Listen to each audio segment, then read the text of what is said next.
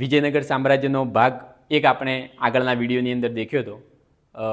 ભાગ 2ની અંદર આપણે ચર્ચા કરવાની છે જે વિજયનગર સામ્રાજ્યના જે 4 વંશો જે મુખ્ય હતા.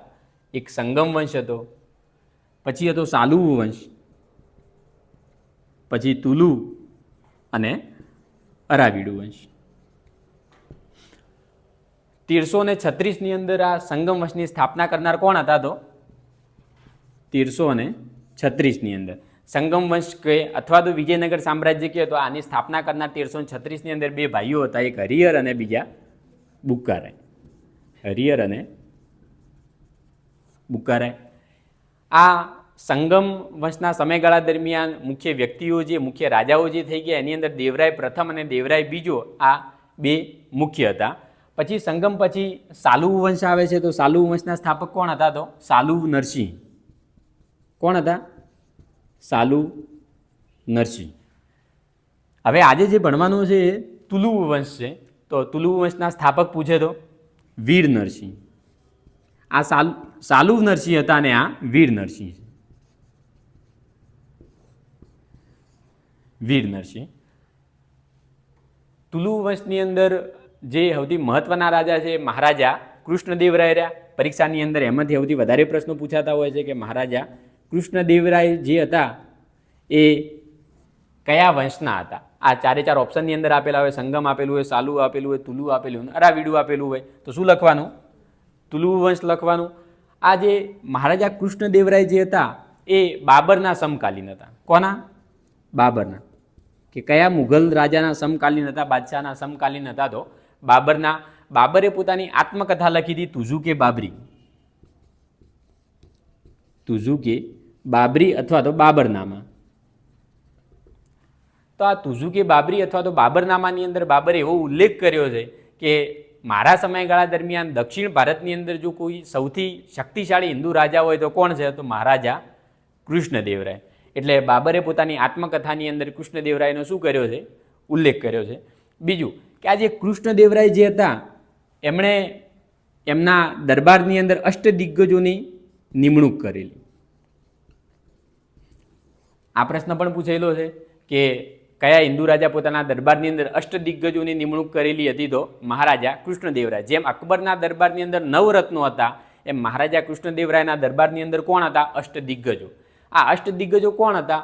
તો જે વિજયનગર સામ્રાજ્યની અંદર જે સારા જે કવિઓ અને લેખકો હતા એમને 8 જણાને શું કર્યું હતું? એમણે એક સમૂહ બનાવ્યો હતો અને 8 વ્યક્તિઓ એવું કહેવામાં આવે છે કે ભાઈ વિજયનગર સામ્રાજ્યનો 8 સ્તંભ કહેવાતા. શું કહેવાતા? કે એના ઉપરથી જ રાજા જે મહત્વના નિર્ણયો હતા એ એમને પૂછીને કરતા હતા. એટલે અષ્ટદિગ્ગજો કોના દરબારમાં હતા? તો મહારાજા કૃષ્ણદેવરાય. જ્યારે મહારાજા કૃષ્ણદેવરાયનો તેનાલી રામા સાથે મુલાકાત થાય છે ત્યારે એ વ્યક્તિ એમનાથી એટલા પ્રભાવિત થાય છે કે આ અષ્ટદિગ્ગજો જે હતા એની અંદર એક નવા વ્યક્તિની એન્ટ્રી થાય છે. કોની? તેનાલી રામા.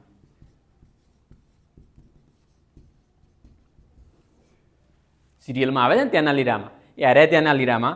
તો આ વ્યક્તિ જે હતો તેનાલી રામા એ જેમ અકબરના દરબારની અંદર બુદ્ધિશાળી કોણ હતું? તો બિરબલ હતા. એમ આ કૃષ્ણદેવરાયના દરબારની અંદર આ વ્યક્તિ તેનાલી રામા જે હતો એ ખૂબ બુદ્ધિશાળી હતો. એને પોતાની બુદ્ધિના લીધે રાજાને ઘણા બધા યુદ્ધ જીતવડાયા હતા અને ઘણી બધી સંધિઓ પણ કરવડાવી હતી. તો આ વ્યક્તિ જે અષ્ટદિગ્ગજો હતા એની અંદર આ જે 8 કહેવાય, 8માંથી હવે કેટલા થશે? 9 થશે. 9મો વ્યક્તિ કોની એન્ટ્રી થઈ? તો તેનાલી રામાની એન્ટ્રી થઈ. બીજી વસ્તુ કે આ જે કૃષ્ણદેવરાય જે રહ્યા એ આંધ્રના ભોજ કહેવાતા. આંધ્રના ભોજ. કયું ઉપનામ મળેલું છે કે કયા રાજા આંધ્ર ભોજ તરીકે જાણીતા છે? તો મહારાજા કૃષ્ણદેવરાય. પછી આ જે તેનાલી રામા જે હતો એણે બીજું એક ઉપનામ આપ્યું હતું. ખબર કોઈને શું ઉપનામ આપ્યું હતું? તેનાલી રામાએ મહારાજા કૃષ્ણદેવરાયને કયું ઉપનામ આપ્યું હતું? પંડિત મહામત્યનું ઉપનામ આપ્યું હતું. કયું? પંડિત મહામાત્ય. કે મહારાજા કૃષ્ણદેવરાયને પંડિત મહામાત્યનું ઉપનામ કોણે આપ્યું હતું? તો તેનાલી રામાએ. બીજી વસ્તુ કે આ જે મહારાજા કૃષ્ણદેવરાય જે હતા એ પોતે પણ એક સારા લેખક હતા. પોતે પોતાની પુસ્તકો લખતા હતા અને એમણે તેલુગુ ભાષાની અંદર પોતે એક પુસ્તક લખી છે આમુક્ત માલ્યદા. આ ભાષા ખાસ યાદ રાખવાની, તેલુગુ ભાષા. તમને ઓપ્શનની અંદર તમિલ ભાષા પણ આપેલી છે. ઓકે, તો આ જે આમુક્ત માલ્યદા જે લખ્યું હતું એ કઈ ભાષામાં લખ્યો હતો? તો આમુક્ત માલ્યદા ગ્રંથનું નામ ખાસ યાદ રાખવું કે આમુક્ત માલ્યદા ગ્રંથ જે હતો એ કોણે લખેલો છે? તો મહારાજા કૃષ્ણદેવરાયે. કઈ ભાષાની અંદર લખેલો છે? તો તેલુગુ ભાષાની અંદર. પછી બીજું કે એમણે સંસ્કૃત ભાષાની અંદર પણ એક ગ્રંથની રચના કરેલી, એક સંસ્કૃતની અંદર પણ એમણે એક ગ્રંથની રચના કરેલી. કઈ? તો જાંબવતી કલ્યાણમ. જાંબવતી કલ્યાણમ. આ બે પ્રશ્નો વારે ઘડી પૂછાતા હોય છે કે ભાઈ જાંબવતી કલ્યાણમની રચના કોણે કરેલી? તો મહારાજા કૃષ્ણદેવરાય. અને આની અંદરથી પ્રશ્ન પૂછાતો હોય કે આમુક્ત માલ્યદા કઈ ભાષાનો ગ્રંથ છે? તો તેલુગુ ભાષાનો. અને કોણે એની રચના કરેલી છે? તો મહારાજા કૃષ્ણદેવરાય. આ તેલુગુ ભાષાનો આટલો બધો વિકાસ થયો હતો એટલા માટે કરી અને તેલુગુ ભાષાના ક્લાસિક યુગ તરીકે ઓળખવામાં આવે છે. કોના સમયગાળાને? તો મહારાજા કૃષ્ણદેવરાયના સમયગાળાને તેલુગુ ભાષાનો ક્લાસિક યુગ.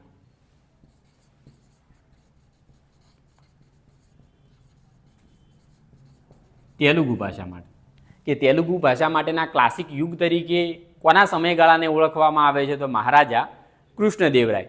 પણ આ જ્યારે કૃષ્ણદેવરાયનું અવસાન 1529ની અંદર થાય છે, કેટલા વર્ષ માટે ગાદી ઉપર રહ્યા? 1509ની અંદર ગાદી ઉપર આવ્યા હતા અને 1509ની અંદર એમનું બીમારીના કારણે શું થાય છે? અવસાન થાય. એટલે 20 વર્ષ વિજયનગર સામ્રાજ્યની અંદર એમણે ગાદી સંભાળી હતી. અને વિજયનગરનું જે એની રાજધાની કહેવાય એ કઈ હતી? તો હમ્પી. કઈ હતી? હમ્પી. ક્યાં આવ્યું હમ્પી? કર્ણાટકની અંદર. અત્યારે એને જે વિશ્વ હેરિટેજ સ્થળની અંદર એને શું કર્યું છે? સ્થાન આપવામાં આવ્યું છે. તો એનો જિલ્લો અને તાલુકો એ પૂછાય પરીક્ષાની અંદર. એનો તાલુકો અને જિલ્લો એ પૂછાય. તો કર્ણાટક રાજ્યના બેલ્લારી જિલ્લાના હોસપેટ તાલુકાની અંદર જિલ્લો પૂછે તો બેલ્લારી અને તાલુકો પૂછે તો હોસપેટ. આ હમ્પી ત્યાં આવેલું છે. શેના માટે પ્રખ્યાત છે? તો આ વિજયનગર સામ્રાજ્ય જે રહ્યું એના કૃષ્ણદેવરાયના સમયગાળા દરમિયાન ત્યાં એક વિઠ્ઠલ મંદિરનું નિર્માણ થયું હતું. કયા મંદિરનું? વિઠ્ઠલ મંદિરનું. અને બીજું કે ત્યાં રથ આકારના મંદિરો એક કોર્ણાકમાં આવેલા છે, એક તમિલનાડુમાં આવેલા છે અને એક વિજયનગર. આ 3 જગ્યાએ રથ આકારના મંદિરો આવેલા છે. એમાંથી એક રથ આકારના મંદિરો ક્યાં આવેલા છે? હમ્પીની અંદર આવેલા છે. એટલે સાંસ્કૃતિક વારસાની દ્રષ્ટિએ પણ આ હમ્પીનું વધારે મહત્વ છે. જોડે જોડે ટોપિક લખતો રહેજો કે વિડીયો જોઈને લખી દેશો. એમ જ કરજો, વિડીયો જોઈને લખી દેજો.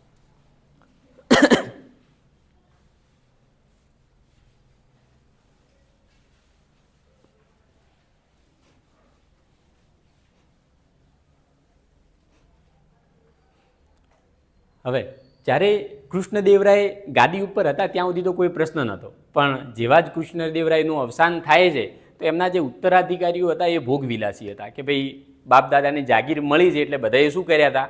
આપણે જેમ જલસા જ કર્યા હતા. તો આજે કૃષ્ણદેવરાયનું 1529ની અંદર અવસાન થાય છે. એના પછી ગાદી ઉપર આવે છે અચ્યુતરાય. આ અચ્યુતરાયના સમયની અંદર એક જ પ્રશ્ન પૂછાતો હોય છે કે પોર્ટુગીઝ જે પ્રવાસી નુનીઝ કોના સમયગાળાની અંદર ભારતમાં આવ્યો હતો? વિજયનગર સામ્રાજ્યની મુલાકાત લીધી હતી તો અચ્યુતરાય. બીજું કે કૃષ્ણદેવરાય હતા એમના સમયગાળામાં પણ 2 પોર્ટુગીઝ પ્રવાસીઓ ભારતની યાત્રાએ આવ્યા હતા. કયા કયા? તો ડોમિગોસ પાએસ અને બારાબોસા. આ નામો ખાસ યાદ રાખવાના. 2 પોર્ટુગીઝ પ્રવાસી ભારતની અંદર આવ્યા હતા, વિજયનગર સામ્રાજ્યની મુલાકાત લીધી હતી. આ બંને કેવા હતા? પોર્ટુગીઝ હતા. કોના સમયમાં ભારતમાં આવ્યા હતા? તો કૃષ્ણદેવરાય. કૃષ્ણદેવરાય એમના સમયગાળાની અંદર આ 2 પોર્ટુગીઝ પ્રવાસીઓ ભારતની મુલાકાત લે છે. પછી આ અચ્યુતરાયના સમયની અંદર નુનીઝ જે રહ્યા, આ નુનીઝ પણ મુલાકાત લે છે અને એમના સમયગાળા દરમિયાન જ પણ નુનીઝ જે એમનો જે પ્રવાસ ગ્રંથ રહ્યો એની અંદર ઉલ્લેખ કરે છે કે ભાઈ વિજયનગર સામ્રાજ્યનો જે વૈભવ જે હતો એ ચાઇનાના બેઝિંગ શહેર જેટલો ને જેટલો હતો. જ્યારે ચાઇના જે વિકસિત થયું હતું એનું જે બેઝિંગ સિટી અત્યારે સૌથી કહેવામાં ભાઈ એડવાન્સ સિટી એ જે વિકસિત થયું હતું એવું ને એવું વિકસિત કોઈ ભારતની અંદર કોઈ શહેર હોય તો કયું હતું? તો વિજયનગર હતું. એણે એ લખ્યું છે કે ભાઈ વિજયનગર સામ્રાજ્યની અંદર જે મહારાજા કૃષ્ણદેવરાય હતા એના પછીના જે વંશજો હતા એ એટલા લાયક નહોતા કે વિજયનગરનું આટલું જે મોટું સામ્રાજ્ય જે રહ્યું એ એક હાથે શું કરે? સંભાળી શકે. તો આ વિદેશી પ્રવાસી કોણ હતો? નુનીજ હતો. આ ત્રણ કેવા હતા? પોર્ટુગીઝ હતા. ખાસ યાદ રાખવું. અમુક વાર પરીક્ષાની અંદર નામ આપેલો હોય કે ભાઈ આ પ્રવાસી જે હતો એ કયા દેશનો હતો? તો નુનીઝ, ડોમિગોસ પાએસ અને બારાબુસા, આ ત્રણ કેવા હતા? પોર્ટુગીઝ હતા. આગળ આવેલા હતા અબ્દુલ રઝાક જે હતો એ કોના સમયગાળા દરમિયાન આવ્યો હતો? આગળના લેક્ચરમાં આપણે જોયું હતું. એ અબ્દુલ રઝાક તો દેવરાય બીજો, અને નિકોલો ડી કોન્ટી પૂછે તો એ દેવરાય પ્રથમ. આટલા વ્યક્તિઓ હતા. કોણ હતો? નિકોલો ડી કોન્ટી હતો, અબ્દુલ રઝાક હતો. એની પહેલા જે આવેલો હતો એ કોણ હતો? ઇબ્ન બતુતા હતો. કોણ હતો? ઇબ્ન બતુતા. એ કોના દરબારમાં આવ્યો હતો? મોહમ્મદ બિન તુગલક. આ એવું હોય તો એક તમે બોક્સ બનાવીને અંદર લખી નાખવાનું કે ભાઈ આ વ્યક્તિ કોના સમયગાળા દરમિયાન ભારતમાં આવ્યો હતો. જીપીએસસીની અંદર આવા પ્રશ્નો ખાસ પૂછાતા હોય કે ભાઈ ઇબ્ન બતુતા રહ્યો મોહમ્મદ બિન તુગલકના સમયમાં આવ્યો હતો. નિકોલો ડી કોન્ટી હતો એ દેવરાય પ્રથમના સમયમાં આવ્યો હતો. પછી અબ્દુલ રઝાક જે હતો એ દેવરાય બીજાના સમયગાળા દરમિયાન આવ્યો હતો. પછી આ નુનીસ જે હતો એ અચ્યુતરાયના સમયમાં આવ્યો હતો. અને ડોમિગોસ પાએસ અને બારાબુસા જે હતા એ આ બે વ્યક્તિઓ કોના સમયગાળા દરમિયાન ભારતમાં આવ્યા હતા? તો મહારાજા કૃષ્ણદેવરાય.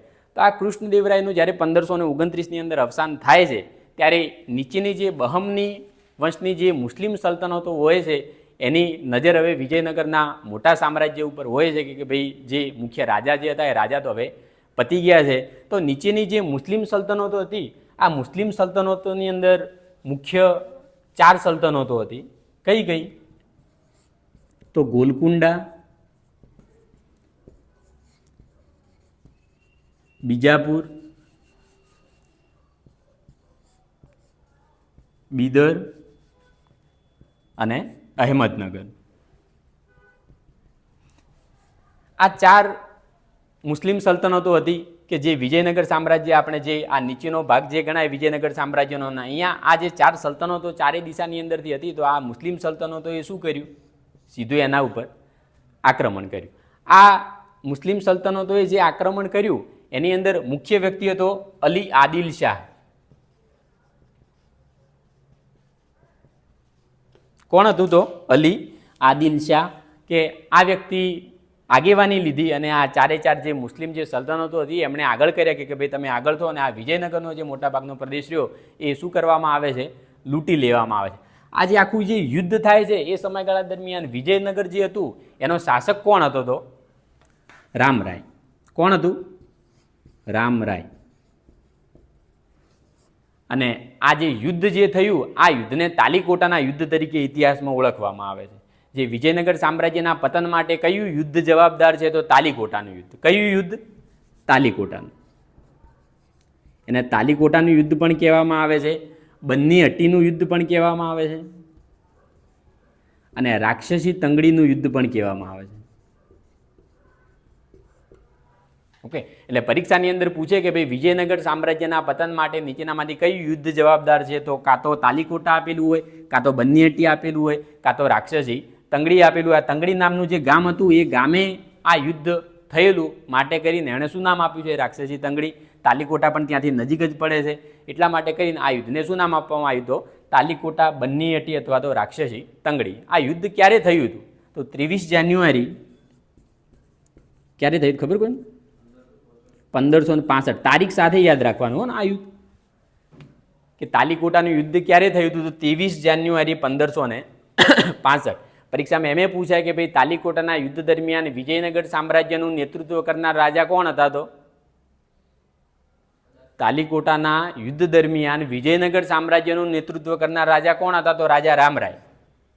ઓકે, એમ પૂછાય કે ભાઈ બહમની જે મુસ્લિમ સલ્તનતો હતી એના આગેવાન કોણ હતા તાલીકોટાના યુદ્ધની અંદર? તો અલી આદિલ શાહ. તો આટલા પ્રશ્નો એની અંદરથી પૂછાતા હોય છે. તાલીકોટાનું યુદ્ધ ખાસ યાદ રાખવું તમારે કે ભાઈ વિજયનગર સામ્રાજ્યના પતન માટે કયું યુદ્ધ જવાબદાર છે? તો રાક્ષસી તંગડી, તાલીકોટા અથવા તો બન્નીહટ્ટીનું યુદ્ધ. ઓકે,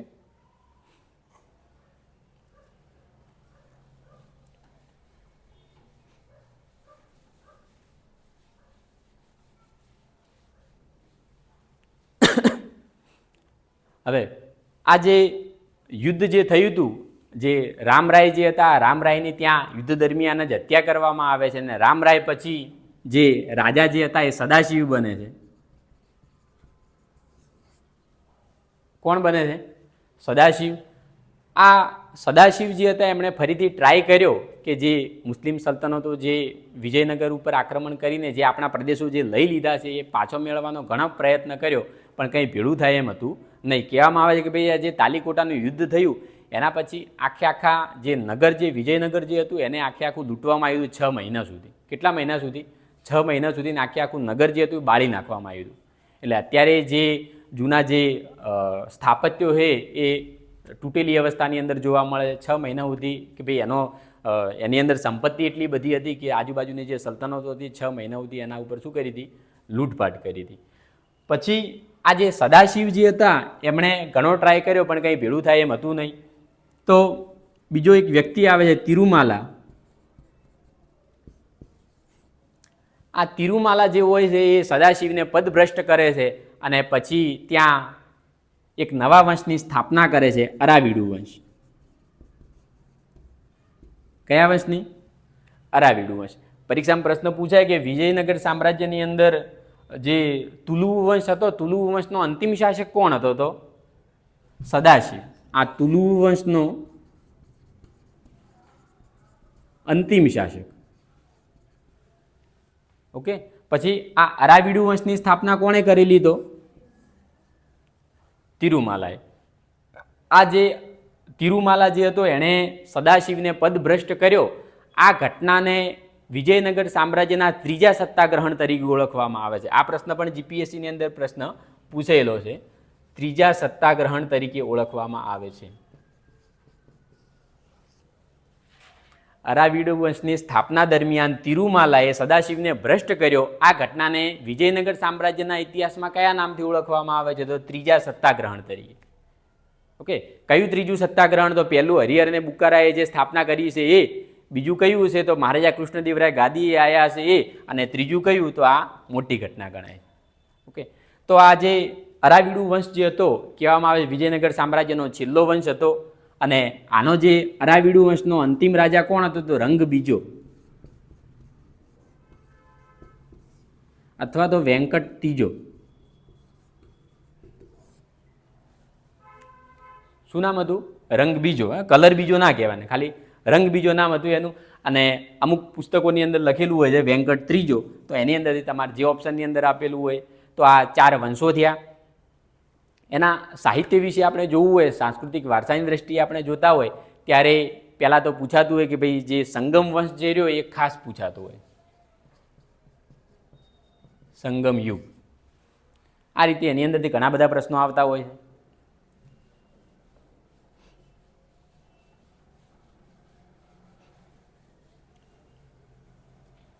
સંગમ શબ્દ ક્યાંથી આવ્યો? તો સંસ્કૃત ભાષાનો શબ્દ છે સંગમ. અને સંગમનો અર્થ થાય સભા અથવા તો પરિષદ અથવા તો ગોષ્ઠી. પણ સભા કોની? તો જે વિદ્વાનોની જે સભાઓ ભરાતી એને શું નામ આપવામાં આવ્યું હતું? સંગમ. કોની સભા? તો વિદ્વાનોની સભા. વિદ્વાનોની સભા જે ભરાતી એને શું નામ આપવામાં આવ્યું હતું? સંગમ નામ આપવામાં આવ્યું હતું.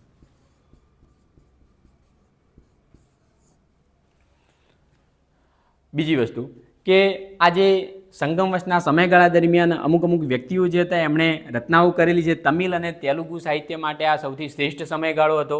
તમિલ સાહિત્યના પિતા પૂછાતા હોય પરીક્ષાની અંદર.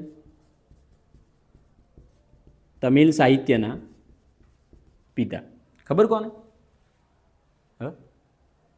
તમિલ સાહિત્યના પિતા કોને કહેવામાં આવે? ઓપ્શનો લખું.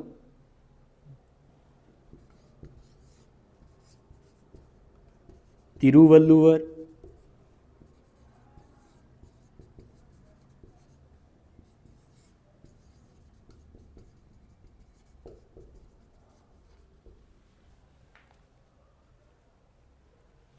તિરુવલ્લુવર, કંબન કે ઋષિ અગસ્ત્ય?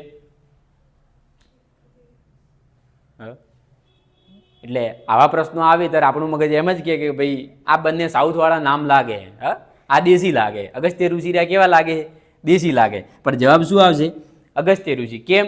તો આપણે નાના હતા ત્યારે એક સ્ટોરી સાંભળતા કે ભાઈ વિંધ્યાચલ પર્વત જે હતો એ દિવસે દિવસે શું થતો હતો? વધતો જતો ને એનાથી સૂર્ય ભગવાનને તકલીફ પડતી હતી કે ભાઈ મારી લાઇટ રહી એ નથી જતી.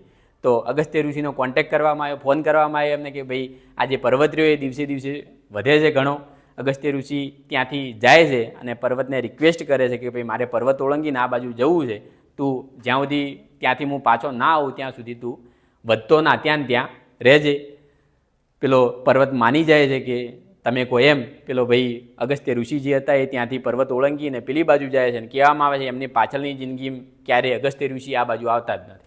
પર્વત રાહ જોઈને બેઠો છે ક્યારે અગસ્ત્ય ઋષિ આવે ને ક્યારે હું મોટો થઉં. એટલે વિંધ્યાચલ પર્વત ત્યાં શું થાય છે?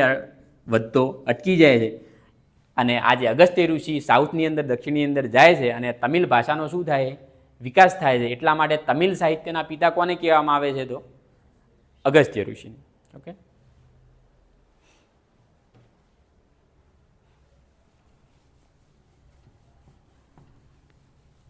આ સંગમ કાળ દરમિયાન જ્યારે કોઈ યુદ્ધની જાહેરાત કરવાની હોતી ને ત્યારે એક વસ્તુ કરવામાં આવતી કે કોઈ શત્રુ ઉપર આક્રમણ કરવાનું છે તો એ શત્રુના પશુને આગળની રાતે શું કરી નાખવાની? ચોરી કરી નાખવાની.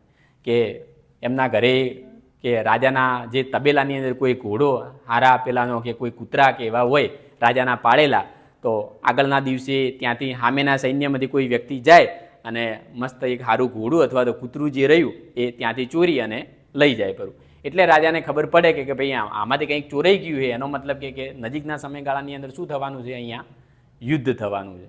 આ ત્યારની વાત હતી જ્યારે કૂતર ઘરની અંદર નહોતો ઊંઘતો. હવે શું થાય? કૂતર ઘરે રહે અને પછી પેલો ઘરવાળો બિચારો બારે ઊંઘતો હોય છે. આપણે એક પહેલાં કહેવત કીધી હતી કે કલયુગ માટે કરી અને પહેલાં એવું હતું કે કૂતરું બહાર રહેતું અને પતિ ઘરમાં રહેતો. હવે કૂતરું ઘરમાં રહે છે અને પતિ ક્યાં રહે? બહાર રહે છે. એટલે કલયુગ આવો થઈ ગયો હોય. એક વાક્ય મેં કીધું હતું કે रामचंद्र कहे गए सीता से ऐसा कलयुग आएगा, बच्चे भूखे सोएंगे और मेरा बाबू खाना खाएगा. એટલે પરિસ્થિતિ હવે એવી થઈ ગઈ છે કે કંઈ કીધા જેવું નથી. હવે બીજી વસ્તુ કે આ જે કવિ કંબન જે હતા, આ કવિ કંબને તમિલ ભાષાની અંદર રામાયણની રચના કરેલી. કવિ કંબને તમિલ ભાષામાં, આ પ્રશ્ન વારે ઘડી પૂછાતા હોય, ફેક્ટ પ્રશ્નો છે, તમિલ ભાષામાં રામાયણની રચના કરેલી. ઓકે.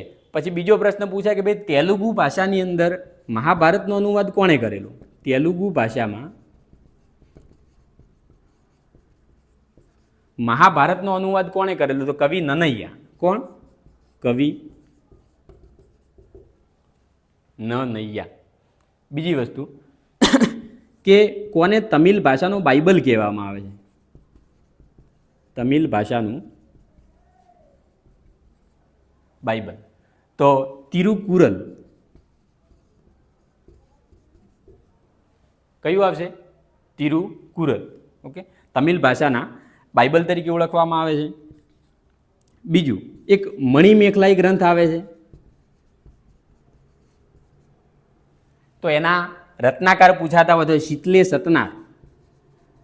શીતલે સતનાર. અને એક શિલપદિકારમ પૂછાય છે.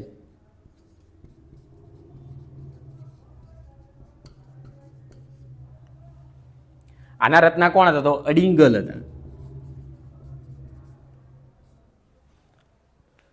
આ જોડકરની અંદર ઘણા બધા પ્રશ્નો પૂછાતા હોય છે કે ભાઈ મણિમેખલાઈના રચયિતા કોણ છે, પછી શિલપદિકારમની રચના કોણે કરેલી? તો અડિગલે રચના કરેલી. તમિલ ભાષાનું બાઇબલ કોને કહેવામાં આવે છે? તો તિરુકુરલને કહેવામાં આવે છે. તેલુગુ ભાષાની અંદર મહાભારતની રચના જે અનુવાદ હતો કોણે કર્યો હતો? તો કવિ નનૈયા. પછી તમિલ ભાષાના રામાયણની રચના કોણે કરી હતી? તો કવિ કંબને. આ જે શિલપદિકારમ જે રહ્યું એ નૃત્ય માટેનો એક આધારભૂત ગ્રંથ કહેવામાં આવે છે. કેમ નૃત્ય માટેનો આધારભૂત ગ્રંથ કહેવામાં આવે છે?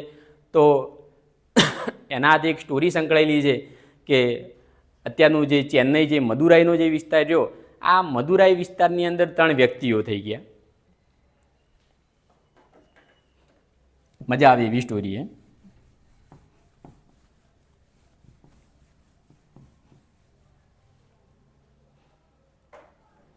કયા વિસ્તારમાં? તો મદુરાઈ વિસ્તારની અંદર.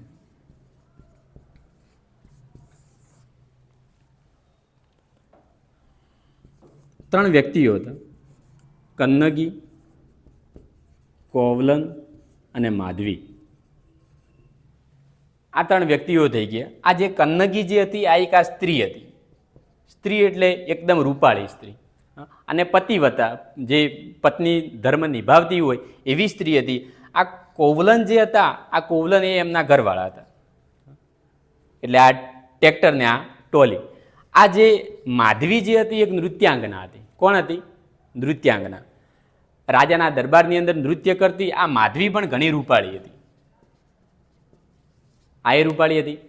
હવે આ જે કોવલન જે હતો, એ રાજાના દરબારની અંદર આ ભાઈ કામ કરતા હતા. એક વખતનો સમયગાળો એ કે રાજાએ નૃત્ય માટે કરી અને માધવીને પોતાના દરબારની અંદર બોલાવે છે અને માધવી ત્યાં નૃત્ય કરે રેડી છે, આમી જો તમારા ઉપર.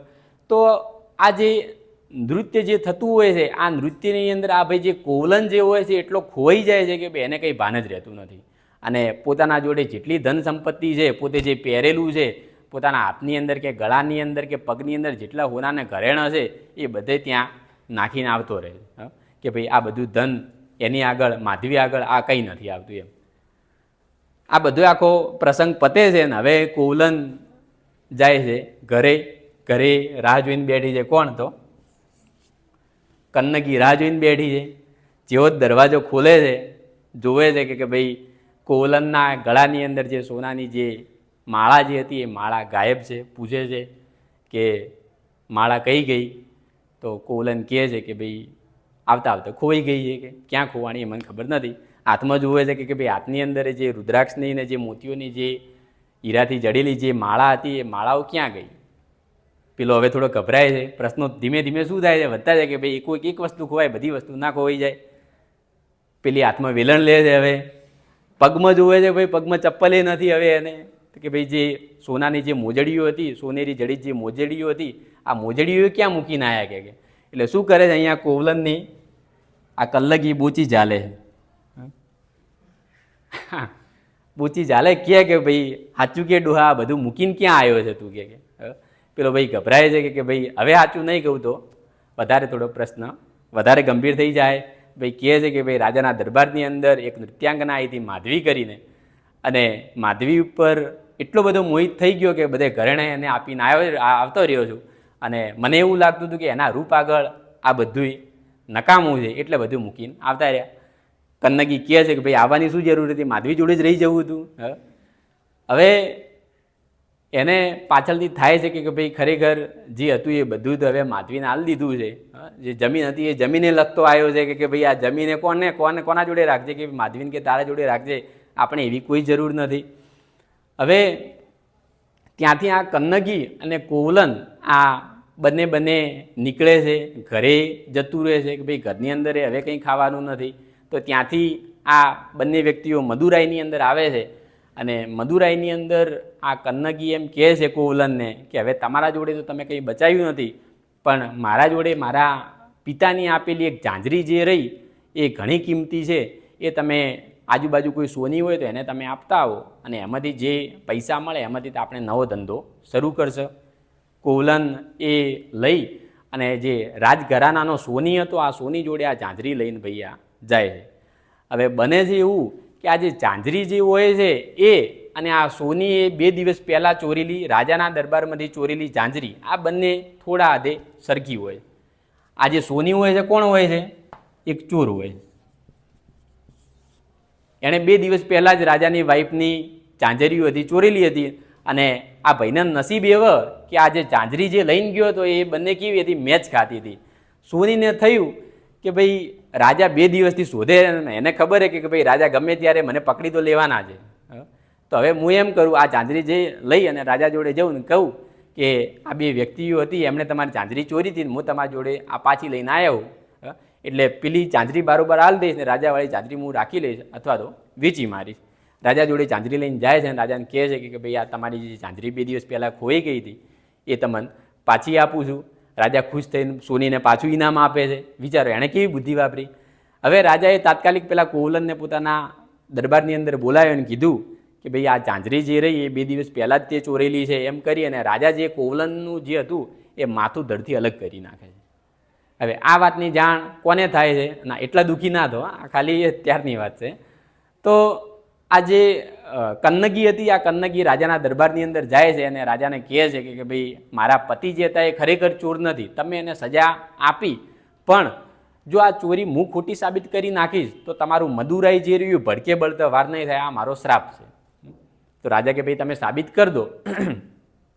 એ ઝાંઝરી બીજા પગની ઝાંઝરી જે હતી કન્નગી એ નીકાળે છે અને રાજાને કહે છે કે ભાઈ તમને જે ઝાંઝરી આપી એ ઝાંઝરી લાવો અને તમારી જે પત્નીની જે ઝાંઝરી ખોવાણી હતી એમાંથી એક જોડ તમારી જોડે હોય તો તમે એ લાવો. તો આ બંને ઝાંઝરી એ રાજ દરબારની અંદર લાવે છે અને બંનેની અંદર જે ઘૂઘરીઓ હોય આ ઘૂઘરી તોડીને બતાડે છે કે ભાઈ જે મારા જોડે જે ઝાંઝરી જે હતી એની અંદર જે ઘૂઘરીઓ હતી એ સાદા મોતીની છે અને તમારા જોડે જે રાણીની જે ઝાંઝરીઓ હતી એની અંદર માણેક જે હતું આ માણેકની ઝાંઝરીઓ બનાવેલી છે. એટલે મારા પતિ જે હતા એ ખરેખર ચોર નથી. રાજા માફી માગે છે પણ આ માફ કરતી નથી અને કહેવામાં આવે ટૂંક જ સમયગાળાની અંદર આખું મદુરાઈ જે રહ્યું એ આજુબાજુના જે આક્રમણકારો આક્રમણ કરે છે અને મદુરાઈનો શું કરે છે? નાશ કરે છે. આખી સ્ટોરી શેમાં આપેલી છે? તો શિલપ્પદિકારમની અંદર.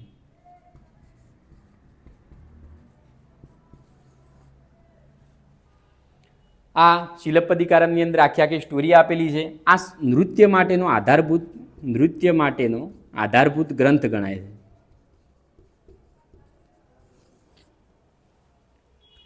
ઓકે, એના સ્થાપક પૂછે તો અડીગર. બીજું જે કુરલ જે હતું આ કુરલની રચના કોણે કરેલી? એક ગ્રંથ હતો કુરલ. તો આ કુરલની રચના કોણે કરેલી? તો તિરુવલ્લુવર. કોણે કરેલી? તિરુવલ્લુવર. વિજયનગર સામ્રાજ્યની અંદર મુખ્ય આટલી વાતો હતી કે 4 વંશો ખાસ યાદ રાખવાના: સંગમ, સાલુ, તુલુ અને અરાવિડુ વંશ. સંગમ વંશનો સ્થાપક પૂછે તો હરિહર અને બુક્કારાય. અંતિમ પૂછાય સંગમ વંશનો અંતિમ શાસક કોણ હતો? તો વિરૂપાક્ષ. કોણ હતો? વિરૂપાક્ષ. પછી આવે છે સાલુ વંશ આવે છે, સ્થાપક પૂછે તો સાલુ નરસિંહ. પછી આવે છે તુલુ વંશ આવે છે, તો તુલુ વંશનો સ્થાપક કોણ હતો? તો વીર નરસિંહ. અને અંતિમ પૂછે તો તુલુ વંશનો અંતિમ પૂછે તો સદાશિવ. ઓકે. અને પ્રતાપી પૂછે તો મહારાજા કૃષ્ણદેવરાય. એમણે 2 પુસ્તકોની રચના કરી હતી જે પ્રખ્યાત છે. કયા? એક આમુક્ત માલ્યદા અને જાંબવતી કલ્યાણમ. છેલ્લું જે હતું એ અરાવિડુ વંશ હતું. આ અરાવિડુ વંશની અંદર તિરુમાલાએ સદાશિવને પદ ભ્રષ્ટ કરી અને અરાવિડુ વંશની સ્થાપના કરી. આ ઘટના ઇતિહાસની અંદર વિજયનગર સામ્રાજ્યના શું કહેવાય છે? 3જા સત્તાગ્રહણ તરીકે ઇતિહાસની અંદર પ્રખ્યાત છે.